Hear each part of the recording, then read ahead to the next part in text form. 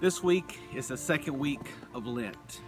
And once again, our environment has been transformed. This time, the barrenness of last week has been magically changed with the arrival of another set of snow. Not just a light amount of snow, but a heavy snow. We can have ourselves in this winter wonderland. One of the things I love about snow is that it takes the dry barrenness of the wilderness and our woods and turns it into something new, something different. Helps us to see things a little bit differently. I love how snow also helps us to become just more playful. It brings out the child in all of us. Probably many of us have already been sledding today, and before the week is over, maybe we all will. But today, as we think about Lent, I want to think about how do we begin to see Jesus a little bit differently. So many of us think about Jesus from the viewpoint of 21st century Western thought. That's our lens. That's the way that we have been brought up. That's our worldview. But Jesus lived at a very particular time in a very particular place in the very first century of Roman-occupied Jewish Palestine. When we read the book of Matthew, Matthew was written to a church full of Jewish Christians. These were people who were Jewish, who had followed Christ, and their understanding of the world came from that Jewish worldview.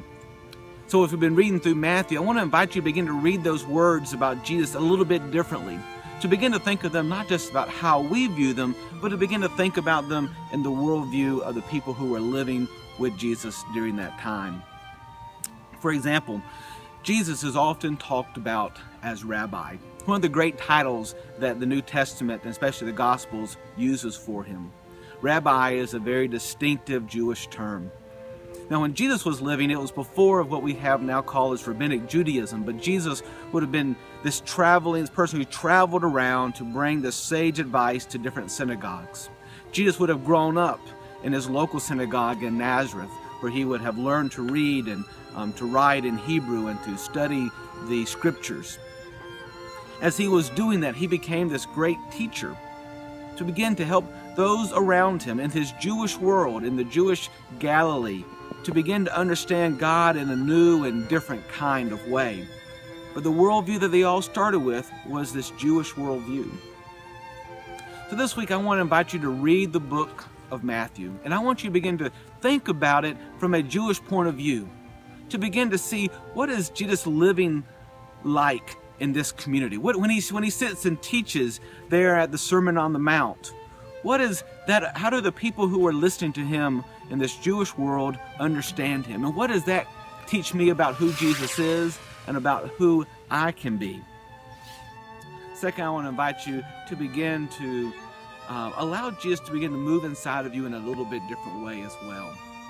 What does Jesus have to teach you this week? What are the lessons that Jesus is teaching that need to apply to your life? So as you read the Gospels, begin to be praying, Lord, you are alive in these words. Teach me what I need to hear, both about Jesus and about his teaching for my life. Finally, I invite you to come to worship with us at First Baptist Cornelia this coming Sunday. It will be the second Sunday of Lent.